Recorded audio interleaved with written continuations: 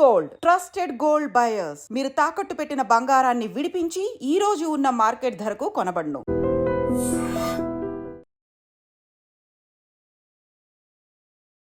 Tenth class results కోసం చాలా మంది పిల్లలు ఎదురు చూస్తున్న సందర్భం. ఎందుకంటే first time board exam attempt చేస్తారు కాబట్టి చాలా మందికి ఒక టెన్షన్ కూడా ఉంటుంది. అబ్బో ఏం రిజల్ట్ వస్తదా ఏంటి అనేసి కూడా చాలా మంది ఎదురు చూసే పరిస్థితి. ఈసారి టెన్త్ రిజల్ట్స్ కి సంబంధించి కూడా కొంత బానే వచ్చాయి. రిజల్ట్స్ అనేది కూడా కామన్ టాక్ వినిపిస్తోంది. ఎందుకంటే 5,07,000 మంది దాదాపుగా పరీక్షలు రాస్తే అందులో 4,97,000 సమ్ చేంజ్ ఆల్మోస్ట్ అందరు కూడా పాస్ అయిపోయిన పరిస్థితి. అట్లాగో కూడా మన విద్యా వ్యవస్థలో కొన్ని మార్పులు తీసుకొచ్చిండ్రు. అంటే 10th క్లాస్ ఫెయిల్ అయితే ఇక ఇంకో సంవత్సరం వేస్ట్ అయిపోతది అలా కాకుండా వెంటనే వాళ్ళకి మరోసారి ఎగ్జామ్ కండక్ట్ చేసి మళ్ళీ ఇంటర్ లో జాయిన్ అయ్యే లోపల వాళ్ళకి ఎగ్జామ్స్ రిజల్ట్స్ ఎవ్రీథింగ్ అయిపోయి ఈ మిగిలిన ఎవరైతే పాస్ కానటువంటి విద్యార్థులు ఎవరైతే ఉంటారో వాళ్ళు కూడా మళ్ళా ఇక ఇంటర్ చదువుకునేలాగా ఆ సిస్టమ్ అయితే క్రియేట్ చేయడం జరిగింది. ఇది కొంతవరకు ఫలితాలను అయితే డెఫినెట్లీ ఇస్తున్న సిచ్యువేషన్ అయితే కనిపిస్తోంది.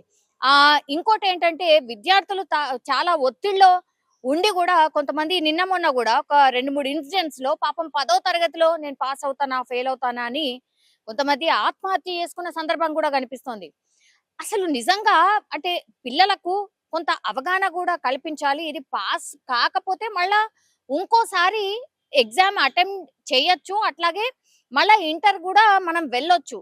కాన్సన్ట్రేషన్ చేసి చదువుకుంటే చాలు అనేది కూడా వాళ్ళకు కాన్ఫిడెన్స్ నింపాల్సిన అవసరం అయితే డెఫినెట్లీ కనిపిస్తుంది. అంటే అందరు పిల్లలు ఒకేలాగా ఆలోచించారు కాబట్టి కొంతమంది పాపం డల్ స్టూడెంట్స్ కూడా ఉంటారు. వాళ్ళు అందరిలాగా కోపప్ కాలేరు, అందరిలాగా వీళ్ళు చదవలేరు ఆర్ కాన్సన్ట్రేషన్ చేయలేరు. అట్లాంటి వాళ్ళకు కొంత టైం పడుతుంది. ఇంకా కొంచెం పుషప్ ఇస్తే ఇట్లాంటి పిల్లలు కూడా రాణించే అవకాశం అయితే ఉంటుంది. ఆల్రైట్ ఈసారి అయితే ఎగ్జామ్స్ రిజల్ట్స్ వచ్చేసినాయి కాబట్టి ఈ ప్రైవేట్ విద్యార్థులు ఎవరైతే ఉన్నారో ఆల్మోస్ట్ వాళ్ళు 57.22% అయితే ఈ ప్రైవేట్ విద్యార్థులు ఎవరైతే ఉన్నారో వాళ్ళు పాస్ అయిన సందర్భం అయితే కనిపిస్తోంది. ఇక ఈ బాలికల విషయానికి వస్తే 61.7%, అట్లాగే బాలుర విషయానికి వస్తే 55.14% ఉత్తీర్ణత సాధించిండ్రు. అట్లాగే బాలికలు అండ్ బాలుర కంటే 6.56% అధికంగా ఉత్తీర్ణులైన అంటే ఆడపిల్లలే మంచిగా చదువుకున్నారు, వాళ్ళే ఎక్కువ మంది పాస్ అయిన సందర్భం. ఇది ఎవ్రీ టైం మనం చూస్తూనే ఉన్నాం. ఇక రెగ్యులర్ విద్యార్థుల విషయానికి వస్తే రెగ్యులర్ విద్యార్థులు ఇప్పుడు రాష్ట్రంలో 10వ తరగతి రెగ్యులర్ విద్యార్థులు ఎంతమంది ఉత్తీర్ణత సాధించిండ్రు అంటే 92.78% మంది ఉత్తీర్ణత సాధించిండ్రు. ఇందులో అంటే వాళ్ళు అటెంప్ట్ అయినరా కాలేదా అనేది కూడా కొంతమేర తగ్గే అవకాశం ఉంది పర్సంటేజ్ లో. సో ఇప్పుడు బాలురు ఎంత ఉత్తీర్ణత శాతం అంటే 91.32%, బాలికల ఉత్తీర్ణత శాతం ఎంత అంటే 94.26%.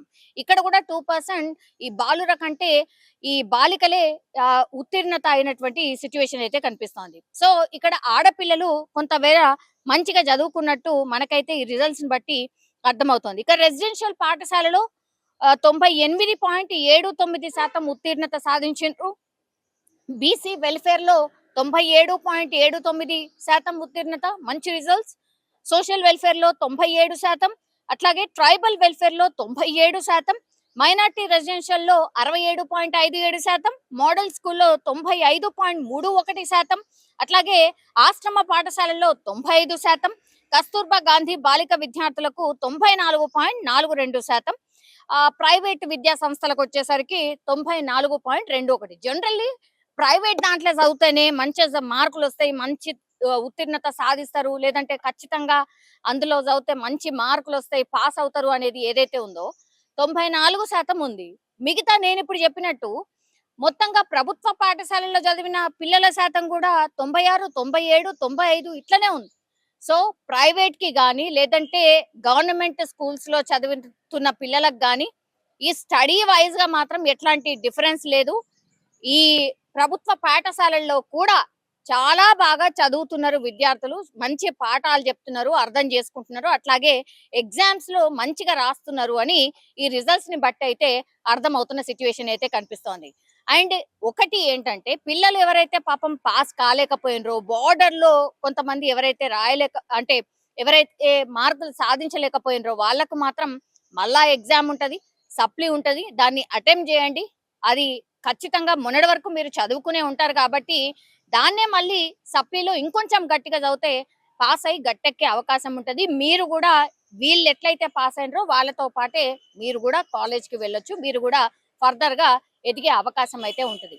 అట్లా అని చెప్పి దయచేసి ఇంకో ఆలోచన చేయకండి. చాలా మంది పాపం ఈ స్ట్రెస్ లో ఎవరేమంటారో అనో, తల్లిదండ్రులు ఏమంటారో అనో, లేకపోతే నా ఫ్రెండ్స్ ఏమంటారో అనో ఇట్లా వేరే వేరే రకంగా ఆలోచనలు చేసుకొని కొంత ఆత్మహత్యలు చేసుకుంటున్న సందర్భాలు చాలా వరకు కనిపిస్తున్నాయి. దయచేసి పిల్లలు అటువైపు మాత్రం దయచేసి ఆలోచించకండి అనేసి అయితే విజ్ఞప్తి చేస్తున్నాం. ఒకటి అట్లాగే ఎవరైతే ఇప్పుడు ఎగ్జామ్స్ లో మంచి మార్కులు సాధించిండ్రో, పాస్ అయినరో వాళ్ళందరికీ కూడా congratulations and all the best.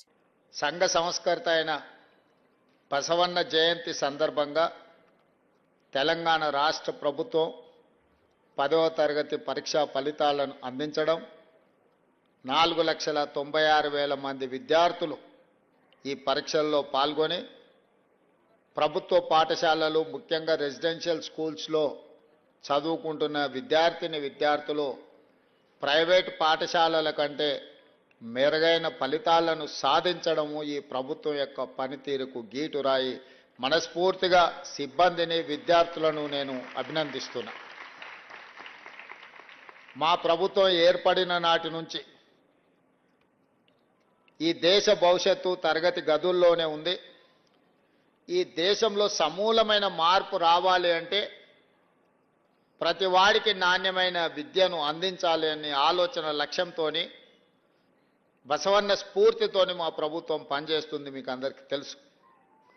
Kanyakumari నుంచి కశ్మీర్ వరకు 150 రోజులు, 4,000 కిలోమీటర్లు మండు టెండల్లో, మంచు కొండల్లో మన నాయకుడు రాహుల్ గాంధీ గారు పాదయాత్ర చేస్తున్న సందర్భంలో ప్రతిరోజు సాయంత్రం ఆ రోజంతా వారు నడిచి ప్రజలలో మమేకమై ప్రజలు తెలియజెప్పిన అంశాలను వారు విని ప్రతిరోజు సాయంత్రం వారు ఒక 15-20 నిమిషాలు ప్రజలతో మాట్లాడేవాడు.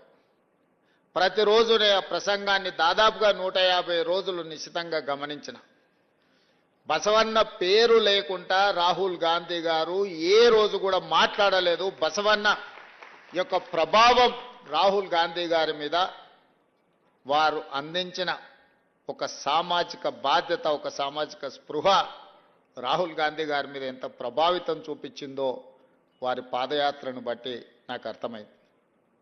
ఈ సమాజం మీద 12వ శతాబ్దంలోనే దాదాపుగా 900 సంవత్సరాల క్రితమే సమాజాన్ని పట్టి పీడిస్తున్న అవలక్షణాలను, అనవసరమైన సమస్యలన్నిటిని కూడా తొలగించుకోవాలని, అది కుల వివక్ష కావచ్చు, మత వివక్ష కావచ్చు, లింగ వివక్ష కావచ్చు, అస్పృశ్యత, అంటరానితనం కావచ్చు, వీటన్నిటిని రూపుమాపాలి, సమాజాన్ని నిర్మించాలి. ఈ సమాజంలో మహిళలకు, పురుషులకు సముచితమైన స్థానం ఉండాలి. ముఖ్యంగా దళితులకు, గిరిజనులకు ఎలాంటి అన్యాయం జరగకూడదు, దేవాలయాలలోకి వాళ్లకు ప్రవేశం ఉండాలి అని వారు ఒక స్ఫూర్తిని, ఒక విధానాన్ని మనకు అందించారు. సమాజంలో ఉన్న సమస్యల్ని చర్చించడానికి పెద్దలు చెప్పినట్టుగా అనుభవ మఠాలను ఏర్పాటు చేసి అక్కడ స్థానికంగా ఉండే అంశాలను ప్రస్తావించి వాటిని పరిష్కరించడానికి బసవేశ్వరుడు ప్రయత్నం చేశారు. పెద్దలు చెప్పినట్టుగా ఆ స్ఫూర్తితోనే స్థానిక సంస్థలు కావచ్చు, అదేవిధంగా శాసనసభ వ్యవహారాలు కావచ్చు, పార్లమెంటరీ వ్యవస్థ కావచ్చు, ఈరోజు గ్రామాలలో జరిగిన చర్చలు, గ్రామ సభలలో జరిగిన చర్చలు, గ్రామాలలో ప్రజలు వెలుబుచ్చిన, ప్రజలు అనుభవిస్తున్న సమస్యల్ని చర్చించడానికి పంచాయతీరాజ్ పార్లమెంటరీ వ్యవస్థ ఈరోజు మనం తెచ్చుకున్నాం. దానికి స్ఫూర్తి బసవేశ్వరుడే అని చెప్పి ఈరోజు మనం స్మరించుకోవాల్సిన అవసరం ఉన్నది. 12వ శతాబ్దంలో బసవేశ్వరుడు కావచ్చు, లేదా జ్యోతిరావు పూలే కావచ్చు, లేదా డాక్టర్ బాబాసాహెబ్ అంబేద్కర్ గారు కావచ్చు, లేదా మహాత్మా గాంధీ గారి సిద్ధాంతం కావచ్చు, ఇవన్నీ కూడా సమాజంలో సమూలమైన మార్పులు వచ్చి ప్రతి మనిషికి సమానమైన హక్కులు కల్పించాలి. ప్రతి మనిషి గౌరవంగా బ్రతకాలి. ఆ గౌరవంగా బ్రతకడానికి అవసరమైన ప్రణాళికలు ప్రభుత్వాలు చేయాలి.